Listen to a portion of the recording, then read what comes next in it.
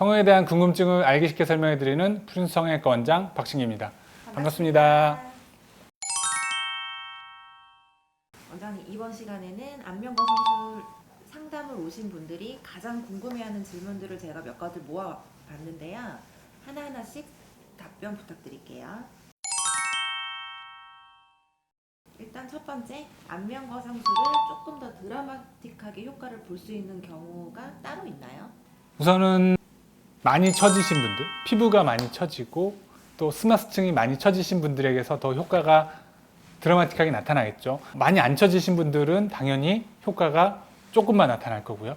그렇지만 수술하기 효과가 좋은 얼굴은 O형, 우리 서양인들처럼 생긴 얼굴, 피부가 얇고 그리고 광대가 작고 얼굴이 기신 분들에게서 더 효과가 더 크게 나타난다고 할 수 있습니다.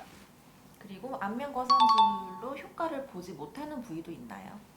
안면과상 수술로 우리가 팔자나 마리오넷 주름 그리고 우리가 불독살이라고 하는 좌울 부분을 어느 정도 효과를 볼 수 있지만 가장 효과를 내기 어려운 부분은 인중에 있는 세로 주름들 같은 경우는 그 안면과상 수술로는 효과를 보기 어렵고요. 또 하나는 눈가에 있는 웃었을 때 생기는 그런 주름들은 안면과상 수술로는 한계가 있습니다. 그리고 20, 30대 너무 젊었을 때 안면과상 수술을 하면 좋지 않다는 얘기들도 있는데 가장 적절한 시기는 언제일까요?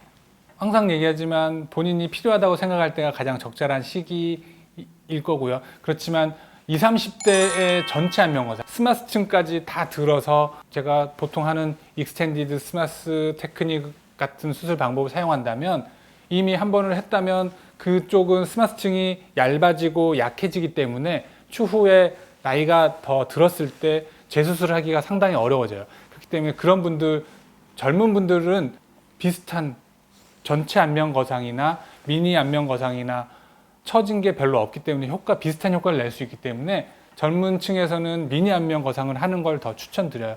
이 수술은 나중에 다시 나이가 더 들었을 때 전체 안면 거상을 할 수 있는 충분한 여지가 있기 때문에 저 같은 경우는 젊은 분들에게는 미니 안면 거상을 추천드리고 수술을 한두 번 한 후에 더 큰 효과를 내고 싶다거나 아니면 나이가 더 들어서 미니 안면 거상으로 효과를 보기 어려운 경우에만 전체 안면 거상을 추천드리고 있습니다.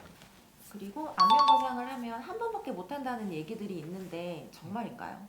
안면 거상 수술은 한 번만으로 끝나는 건 아니라 또 여러 번 할 수 있습니다. 그렇지만 그만큼 수술의 난이도가 올라가고 안면 신경 손상이나 위험 부담이 커지기 때문에 더 경험이 많은 그런 곳에서 수술을 하기를 추천드립니다. 그리고 마취의 방법을 물어보시는 분들이 많은데요. 수면 마취로 해야 하는지 전신 마취로 해야 하는지 알려주세요. 저 같은 경우는 미니 거상은 당연히 수면 마취로 진행을 하고 있고요. 그리고 전체 안면 거상 수술도 저는 거의 대부분 수면 마취로 진행을 하고 있습니다. 안면 거상 수술은 그다지 위험한 수술이 아니기 때문에 전신 마취까지 할 필요는 없다고 생각합니다. 마지막으로 안면과상 수술 전에 주의사항이 있으면 알려주세요. 안면 거상 수술 같은 경우는 대부분 어느 정도 연세가 있으신 분들이 하는 거기 때문에 본인들이 갖고 있는 기본적인 질병에 대해서 저희에게 정확하게 알려주셔야 되고요. 그래서 당뇨병, 고혈압 아니면 그리고 복용하는 약들, 오메가3나 비타민 이런 것들에 대해서 정확하게 알려주셔야 저희들이 그거에 대한 맞는 방향을 제시해 줄 수 있습니다.